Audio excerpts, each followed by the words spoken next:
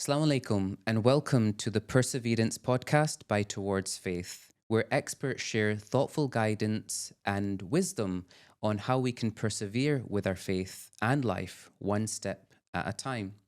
I'm your host, Shahbaz, and on today's show, we will dive into the realms of productivity, work life balance, and pursuing our passion. I'm thrilled to announce our distinguished guest, Rehan Khan. Rehan has over 2 decades of business and consulting experience. He's a thought leader and advisor across several industries. He's the founder and CEO of Improve Executive Focus, a company dedicated to the development of executive skills for the future of work. He's the author of the widely acclaimed book, Distracting Ourselves to Death, where his work emphasizes the importance of creating distraction free moments for deep work, as well as creating value for organizations. He's taught the content of his book to companies the likes of Google and HP. He's also a social scientist, academic, writer, and visiting professor to Hult International Business School. And when he's not consulting or writing about business, he follows his passion of storytelling through his novels. I'm very excited to start this podcast episode with our brother Rehan Khan. Assalamu alaikum. Walaikum salam. Thank you so much. Thank you for coming on the show today. Great to be here. Rehan, you strike me as a very accomplished person and an integrative thinker. Can you share what are the sources or experiences that you've had that have contributed to your distinctive way of thinking? So I think that, when you work in a corporate organization, then sometimes what happens is that you get a little bit one track, in terms of your approach is very one track. What I've always tried to do things outside of my, corporate career. And I actually ended up probably working for about 30 years in the corporate sector. But I was always teaching outside. So initially I was teaching in the community, and then I was teaching at MBA and business school. And I've always been an artist. So I've always, written novels or film scripts and so on. And so what I found is that actually the things that I've always done outside of work have always helped me at work. Because in most organizations, particularly large ones, you have groupthink. Everyone starts thinking the same, talking the same. And then when they all fall off the cliff, they all fall off the cliff together because they've all made the same mistake. And there's a big blind spot. But when you're an artist, or you have some other kind of skill or talent or passion outside of work that you bring to work, you suddenly see the world through a different prism, through a different lens, through a different set of, light beams. And so you see things that other people perhaps, don't see. And so I always encourage people to say, I said, look, it'll amplify your working environment by bringing those external experiences. And that to me is diversity, because what that is, it's diversity of thinking. I'm bringing diverse thinking of my teaching, of my art into my corporate environment. And clients generally love it. I mean, I remember a good example, I'm sure you spend your time doing investment cases and financial analysis. One of my managers would always say to me, Rehan, your investment models, they're like works of art. They're beautiful. They're just lovely to work with, right? So I was bringing my art to something as mundane as an investment case. So I always encourage people, do other things outside of work that you can bring to work. That's fantastic. I love that notion and that concept because you're right. The group thinking, syndrome that happens, it happens often, especially at work. And when you're able to bring different ideas and different concepts to the table, has that allowed you to stand out in your career, the successful career that you've had? I don't think I've ever done it to stand out, but I've always done it because I felt it was the right thing to do. And I always believe that, if you work hard at something, then even when you're not in the room, people will talk about your work. They'll say, Shahbaz, wow, that deliverable he just did, it's amazing. That's all you need. Because then suddenly everyone wants you on their team, right? You don't have to go around like selling yourself to everyone. It's your work that speaks volumes. And you only do that by working hard and really bringing those external, perspectives to the corporate environment. Mm, amazing. So you're the founder and CEO of Improve Executive Focus. Could you share with our audience what your core mission is and what's inspired you to do the amazing work that you do? Well, some years ago, I was finding that my concentration, my distraction was, my attention was being shattered. It was like having a plane of glass and suddenly someone dropping it and it, shattering into 1,000 shards. Mm, Now, someone who's always worked in sort of thought leadership and someone who writes novels, being able to focus and go deep is actually really important. So, as a social scientist, I thought, well, what's actually going on here? Why is my attention constantly being, shattered? And so I started looking into it, and that's what ended up, me writing the book, Distracting Ourselves to Death. And there are some other great books in the genre, Cal Newport's Deep Work, James mm, Clear, Atomic Habits, and several others.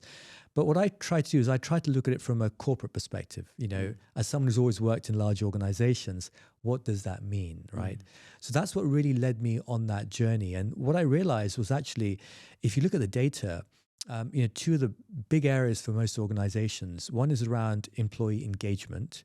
So you look at the latest Gallup data, which they've been running for about 20 years now, and consistently every year, when they ask around 120,000 employees around the world, how engaged are you at work?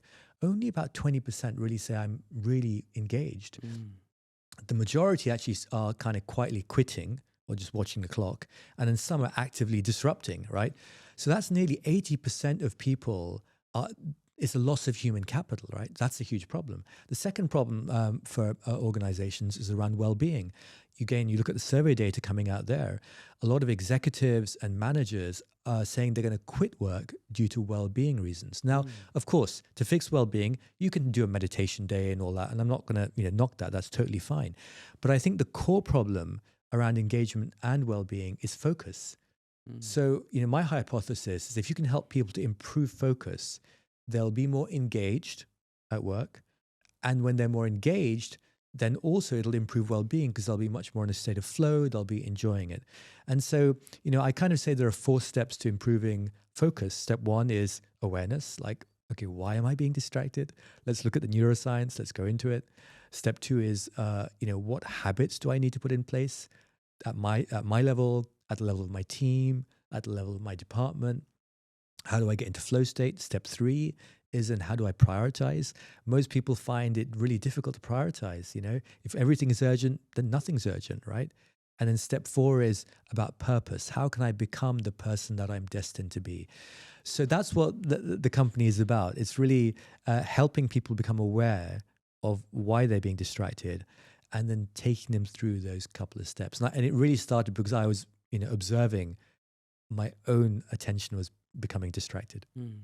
Could you share a story or personal experience, perhaps a trigger moment that then started your journey of researching and developing this work about how can people improve their focus and be passionate about what they do in the workplace? Yeah, I guess I think it probably was when I read the work of a Harvard professor called Mihai Csikszentmihalyi, who wrote a book called Flow. Mm, And in the 1980s, he observed artists and sculptors and painters. And when they were just like doing and creating their art, time and space seemed to just disappear. mm, And the same thing for musicians who are sort of, jamming. And same thing for writers when we're writing novels, right? Time and space just disappears. And then something is happening through you. Okay.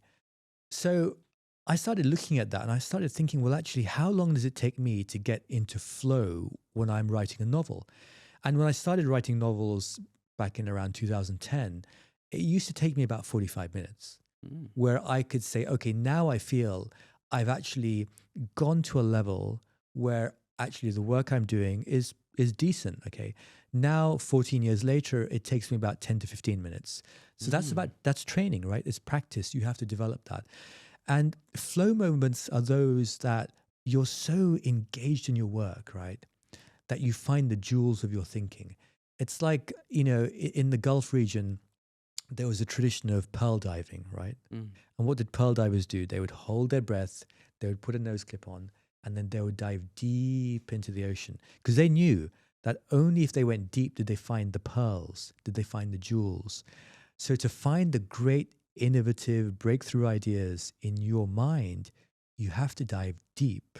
Mm. And that's what flow does. It allows you to go really deep into your consciousness, pull out those gems, because the gems are there. You have the gems in your brain. But since our minds have become so cluttered Mm. and so unproductive, we don't come up with great ideas. Mm. How did you personally practice this, like during your career? What was it possible in the environments that you were working in? I think it's possible, always possible. Um, depends really on a couple of things. Number one is you have to remove friction from your environment. And number two, you have to have some kind of ritual. So let me give an example. So what is friction? So if you're working on an investment case for a client and you've got to put together a really nice presentation, okay, you then need to remove all the friction around you. You need to basically remove your smartphone from your visual spectrum, because all the research shows that if the smartphone is within your visual field, you will pick it up. Mm. So what I do, I put it behind me. Okay, Mm. it's outside my visual field. I won't pick it up now. You have to remove all your notifications, all your emails. You have to tell your colleagues, I'm going deep, don't disturb me. Okay. And any other friction that's in your environment, remove it. That's number one. Number two is ritual. Ritual, people, it might sound boring, but the way I look at it is that, for example, when I write a novel every morning, or I need to do 1,000 words, there's a certain ritual. I'd have had my breakfast at a certain time. I'd have made my karak chai at a particular moment. I'd have my karak with me. Okay. I have certain writing instruments on certain side of the desk. Okay. Um, my workspace is set, right? Mm. Now, what the ritual does, the ritual allows you to step into flow more quickly. Because Mm. all the trivial things you could be thinking about, oh, is there enough milk for my tea? Oh, I didn't put the cardamoms in. It's all gone away because you've planned everything in advance, right? Mm. And then you're just there. And it's the same thing in our kind of spiritual practice. When you go for the prayer, right? There's a ritual you do before, which is the wudu or Mm. the ablution, or as one of the scholars says, illuminations, right? Mm. You illuminate yourself. And that ritual there is to help you to get into flow, which is what you experience in the prayer. So yes, you can do this at work completely, but you have to remove friction or minimize it at least and have a ritual. That's fascinating. I read your book, Distracting Ourselves to Death. Right. Such a fascinating read. Could you share with our viewers and listeners the neuroscience behind distractions, and not just how it affects our productivity, but does it affect our well-being and our mood on a day-to-day basis? Yeah, sure. I mean, there's so much written there, and obviously I've written a few things on that. So let me maybe give two examples. Let's talk about multitasking. Maybe let's talk about goal setting. Mm. So multitasking, Earl Miller, who's a neuroscientist at MIT, he says that we don't multitask well as human beings. What we do is we task switch. We go from one thing to another thing. We can't do two things at the same time. And when you switch from one thing to another thing, what happens in your brain? Cortisol, which is a stress neurochemical, and adrenaline go up Mm. like high in volume. And that shouldn't be the state of affairs on a normal day. Mm. Yeah. But when you're switching from one thing to another thing, because, when you're dealing with stress, fair enough. When you have a dog chasing you, the adrenaline is pumping, fair enough. But that's not the normal state. So when you jump around from one thing to another thing, those two neurochemicals go up in the brain. Okay. Now, all the research around multitasking shows that multitaskers who are heavy multitaskers, they actually think they're more effective. Okay. Because there's another neurochemical going off in the brain, which is dopamine. So dopamine gets fired off essentially when you have something new or novel or shiny, and you get the dopamine effect. And that's kind of the pleasure chemical. You feel good, right? Mm. So these multitaskers feel really great because they're jumping around. But what's happening is that the reason they're less effective is because when they should be focusing on this task, they're thinking about the next task. Mm. So their attention is divided. And so in study after study, what's been shown is that people who multitask are far less effective, and people who single task or unitask are much more effective at getting things done. The second example maybe then is around goal setting. Now, as human beings, we seem to be very good at setting goals. You know, everyone has New Year's resolutions. This is my New Year's resolution. I'm going to do this. I'm going to do that. And, you know, uh, goal setting or setting goals is determined by what psychologists call our executive control functions. So these are things like being able to make a decision or being able to plan or stuff like that. And Mm. we seem to be very good as human beings. And that skill is very well developed within us. You know, we're very good at, okay, I'm going to do this, I'm going to do this, I'm going to do this. Okay. But what we're not very good at is achieving goals. Now, achieving goals is determined by what psychologists call our cognitive control functions. Now, our cognitive control functions are things like our attention. How attentive am I? Mm. They're things like my working memory. How strong is my memory? Mm. They're things like self efficacy, my ability to organize myself to get something done. But unfortunately, okay, what's happening is that our attention is being shattered. So we're Mm. not building up our attention. Our memories, we rather say, actually, I'll just Google it. We don't want to remember anything. Mm. And our self efficacy, whenever anything gets too hard, we give up and we say, oh, I'll try something else instead. So, how are you going to build the resilience in yourself to actually achieve anything in life if at the first sign of difficulty you give up, right? Mm. So when it comes to setting goals and achieving goals, right, the very thing that can help us to achieve our goals, our cognitive control functions, attention, working memory, self-efficacy, that's the very thing that's under constant bombardment when you're being distracted. Mm. I was going through your LinkedIn. I follow a lot of the content that you share, and you shared a post that said that statistically 47% of people, when they're at work or in their personal lives, their minds are wandering. And psychologists at Harvard University then said that a wandering mind is an unhappy mind. Is being distracted actually causing us to be unhappy? Yeah, so you're quoting Killingworth and Gilbert at Harvard, and they said that. And I just want to quote what they also said was that many philosophical and religious traditions teach that happiness is to be found by living in the moment, Mm. and practitioners are trained to resist mind wandering and to be here and now. So when you're present, right, you're more likely to be, much happier. And I'm sure you've experienced it. I've certainly experienced it. But when you sit with great teachers or great scholars, right, one of the reasons why you come away with such a happy feeling Mm. is because they give you their full time. Mm. You know, even their body language, it's directed at you. Mm. You know, when they're talking to you, they're not thinking about something else or doing something else or speaking to someone else. It's you, right? Mm. They're present. So becoming present actually is one of the key things to happiness, because what you do is that you take in the environment around you.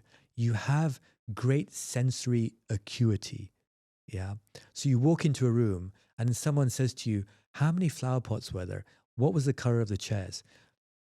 Because you're present, you've taken it in. Mm. Otherwise, you walk around like a zombie, like completely unaware of what's going on around you. So I think that's kind of like,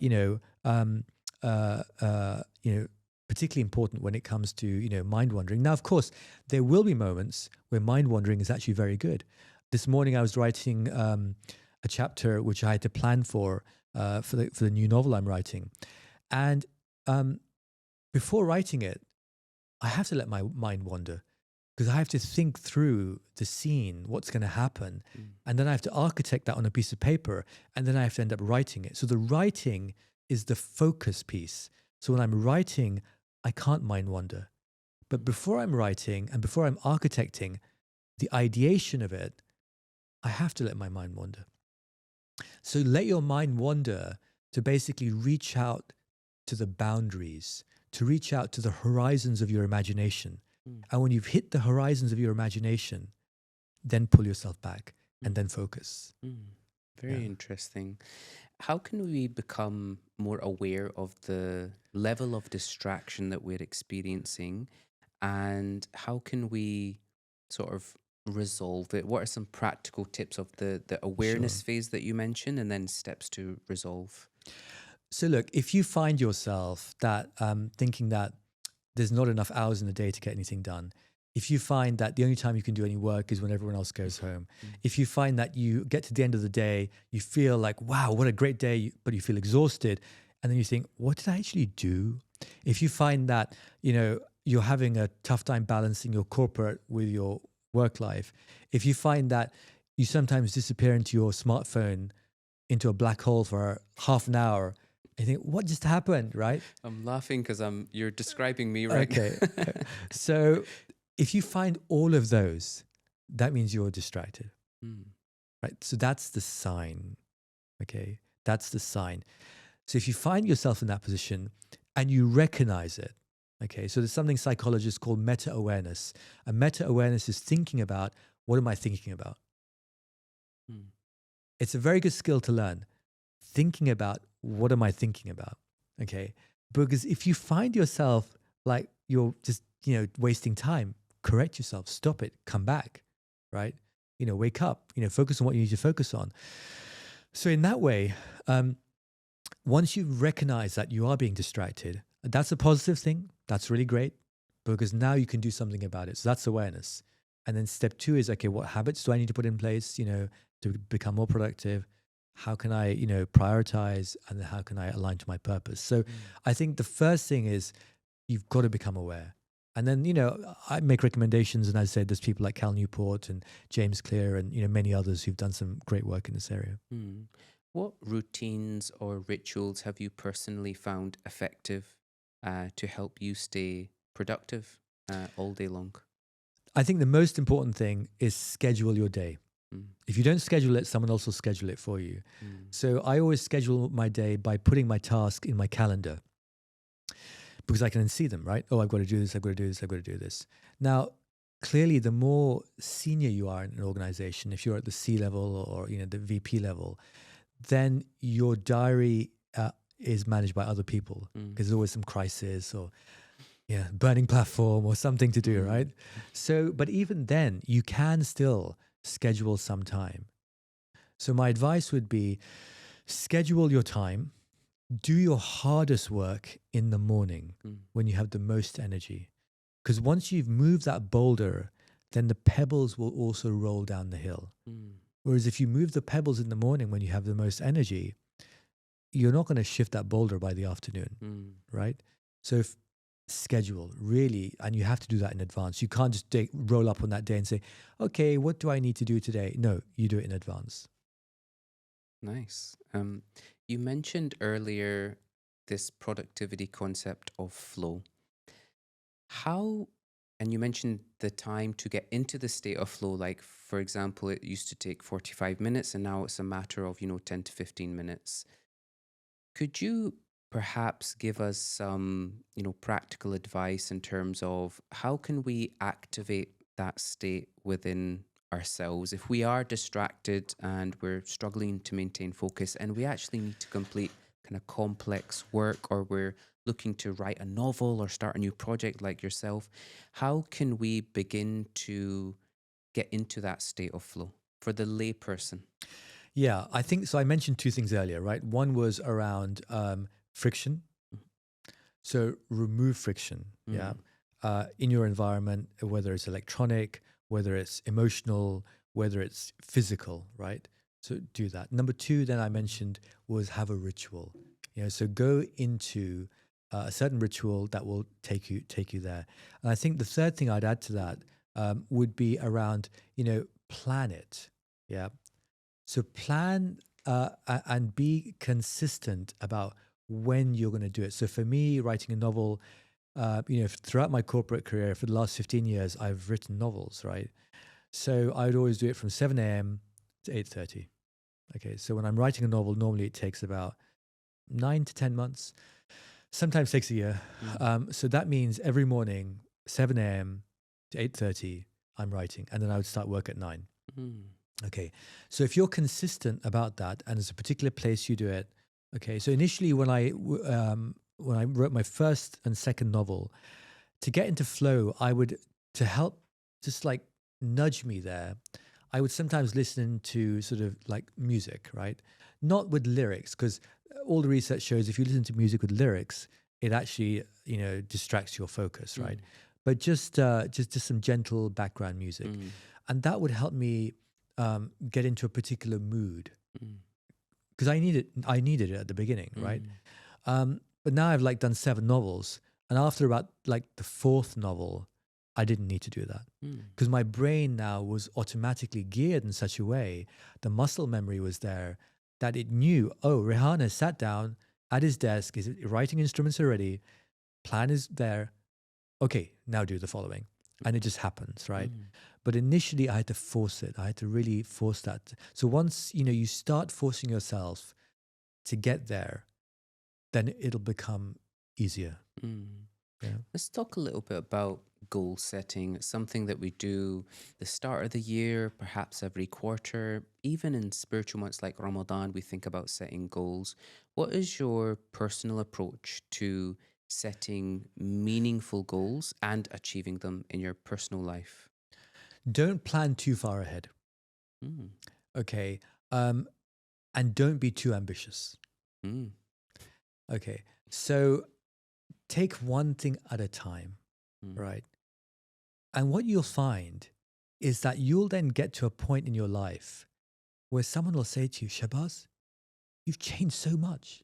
Mm. And it's when you haven't noticed the change, that's the change that's worth having.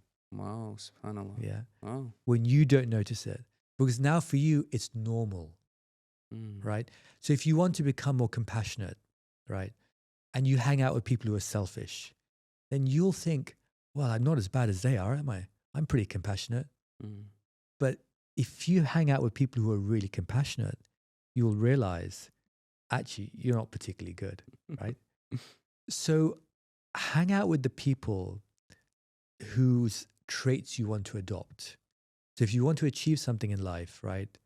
As a novelist, I need to go hang out with novelists. If I want to become more patient, I should spend time with people who are patient, right?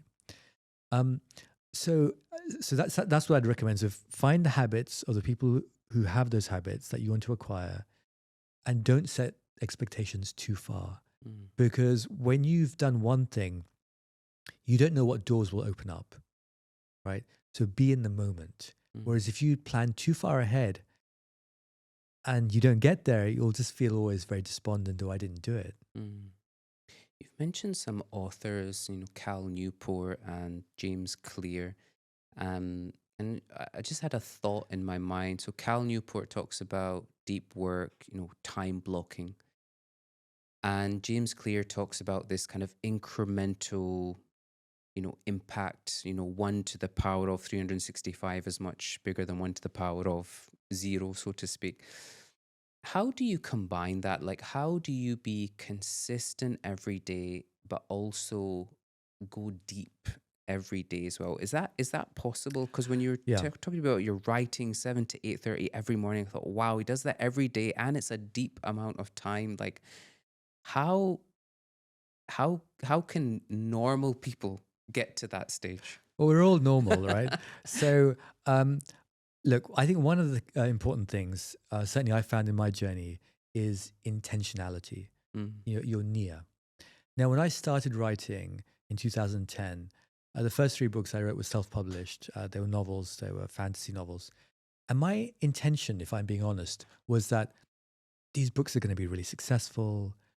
They'll be made into movies. I'll be on the red carpet. It's like, wow, Mm. success, right? I then remember interviewing an author, Brandon Sanderson, who's like a really big name in fantasy novels. I would say probably the best fantasy novelist in the world today. Mhm. And I interviewed him at Dubai, in Dubai at the Emirates Literature Foundation Festival. And one thing he said was that he said, like, I wrote 6 books and they weren't a success. I couldn't get an agent. No publisher looked at me. And he said, then I changed my intention. He said, I thought, I don't care. I'm just going to write the best damn book I can write. Mm. And if no one reads it, it doesn't matter. And when I was interviewing him and he said that, it really struck home with me about intentionality, because I thought, you know what, my intention is wrong. And I changed my intention. And my intention became, I want to write the novels to get closer to God Mm. and to live more of a virtuous life. So, because the novels I write, yes, there's swashbuckling, adventure, Mm, fast pace, action, but they have virtue. mm, So they're virtue based novels. And so you always play, the good and the evil, the light and dark, and virtue and vice in the story, right? And, the reader doesn't know which way it's going to go in the end, right? So for me, my intention was okay, I want to write so I can imbue virtue and so I can get that elevation and actually draw closer to God. As soon as I changed my intention, doors started to open up. I got a publishing contract. mm. The next book I wrote, A Tudor Turk, it got nominated for the Carnegie Medal. I didn't win the Carnegie, but I got nominated, which is a big thing. Oh, And amazing. then, suddenly the next two books followed, right? And then I've just finished another one, and I'm working on something else as well. So for me, the consistency came through consistency of intention. Mm, Because when you know your intention, why am I doing this? Then writing at 7 a.m. to 8:30 every morning is a joy. mm. That's really interesting. I love how you've made intention uh, something that is ongoing, because the narrative or the concept of it that's often spoken about online on social media is that you do it once and you then try to remember whatever it was. Right. But that consistent act of refining, fine tuning, you know, putting some ihsan into your intention, um, it's really profound, actually, what you've shared. So thank you so much for sharing It's that. okay. You mentioned earlier about how you organize and prioritize your day, and everything is kind of calendarized. Yeah. What tools do you use? Are you old school, or do you embrace all of these new digital tools that are available? I use some of the digital tools, right? So if it's like for my to-do list, Mm. yes, I said I put it sometimes into the onto my calendar, so Mm-hmm. it's so I can see what's coming up. And I keep my to-do list pretty straightforward. I don't use all the latest kind of like tools 'cause I Mm. think they're actually quite distracting as Mm-hmm. well. Um, and so I keep it as simple as I can keep it, and I just check it the day before because otherwise, you can get into a situation where you spend more time planning what you're going to do than actually doing the work. And so that's the difference between work and workflow. Workflow is a conversation about work, like email, scheduling. Mm. Work is actually what you do. Mm. So once you distinguish between the two, you realize actually the sweet spot where I need to be is work. What am I actually doing rather than what am I planning to do? Mm. Yeah, so I keep it very simple. Mm. After I read your profile in your book, I came to the conclusion that ultimately you help people become more effective and productive at what they should be doing. Now, many of us are sometimes in this predicament where we're thinking about, am I doing what I should be doing? Am I living the life the way that I should be or that I want to? What are some of the questions, or, is there a framework in which people can actually just redesign the life that they want to live? I think what you're getting at is that existential question that people ask themselves, Mm, how do I find my purpose? mm, Okay. Now, I feel that that question is flawed, and I'll tell you why. mm, Because purpose, I don't think, is a thing that we find, right? If you read great mythology, you read great literature, then the stories will always tell you its purpose is something that you found. You read Luke Skywalker in Star Wars, or Katniss Everdeen in the Hunger Games, mm, or Frodo Baggins in Lord of the Rings. mm, There's a particular moment where the hero, the protagonist, is living rather mundane life, and then suddenly there's a call to adventure. mm, You know, Gandalf turns up and says, "Frodo Baggins, you need to put the ring into the Mount, or, into Mount Doom." Right now, for most ordinary people, that call to adventure never happens in their life. mm, That one moment that defines their entire being, as it is in literature, because that's kind of the Hollywood version of purpose. mm, Suddenly something happens, I found my purpose. For most people, it doesn't happen like that. And actually, if you're waiting for that moment, yeah, you might be waiting forever. mm, And then sometimes you think, this is my purpose. And then when you get there, you find actually it wasn't that great. You Mm. know, it's not what I was looking for. And then you feel really depressed as well. So what do? You don't find your purpose. What you do, you mine and you craft your purpose. Mm. You build your purpose around the things that you are doing today and you craft it. So when you craft your purpose, you work hard, and then whatever you become really good at becomes your purpose. Mm. So I take the view that it's not about finding it, it's about crafting it. It's not also one purpose, because you're going to have one purpose maybe in the corporate environment. Maybe you have a different set of purposes in your family life. Mm. Maybe you have a different set of purposes in your hobbies that you do. Okay. And also purpose isn't static. You know, when I was at university in the early 1990s, then I was always involved in environmental activism and stuff like that, right? That was my purpose. I went to university and I did protest and other things, right? Mm. And in the late 90s, I was a chairman of a charity in the city of London.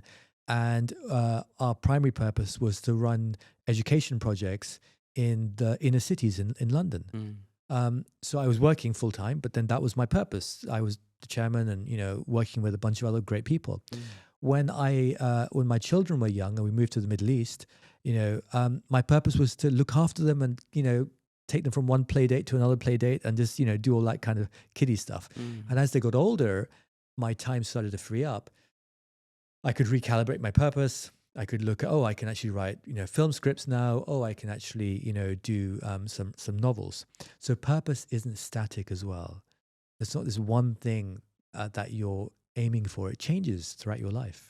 That's really refreshing to hear, especially, as a, 30 something millennial myself, you hear stories of, the Zuckerbergs and the Altmans, and you see stuff online, and there's this sort of, coerced pressure to defining who you are and your purpose and passion and follow your passion, but it may not be the right time, and it may be multifaceted, and you're struggling to define one purpose or one passion that you're looking to kind of go down the path on. Thank you so much for sharing that. It's very, very, very refreshing, very insightful. As I mentioned at the start, I was very excited to speak to you because of your way of thinking, very integrative, very distinctive. So, as a wrap up, we've spoken about finding your passion, finding your purpose, work life balance, distractions, productivity. Is there an overarching message or piece of advice that you would like to leave our listeners with? A piece of wisdom, that the pearl that you mentioned earlier on, a pearl that they could perhaps, carry on in the rest of their life? I think in the things that you need to focus on, okay, whether it's at work or whether it's in the family, single task, be present, Mm. do that really well, because then you're going to get into a state of flow. It could be playing with your children, right?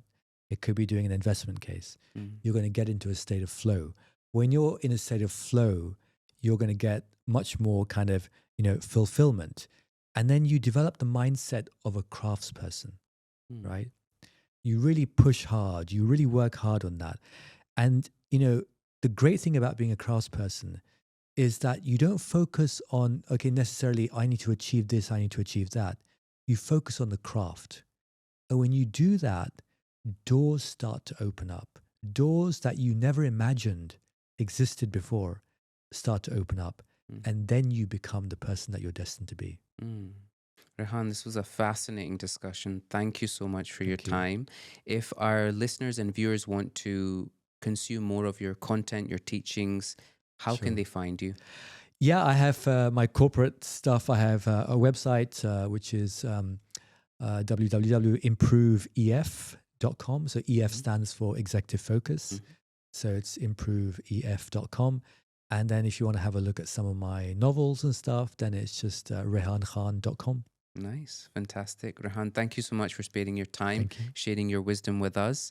And we wish you all the best in Thank you. your future work. And we can't wait to read some more of your novels as well. Thank you, Shahbaz. Take Thank you. care. Assalamu alaikum. Wa alaikum assalam.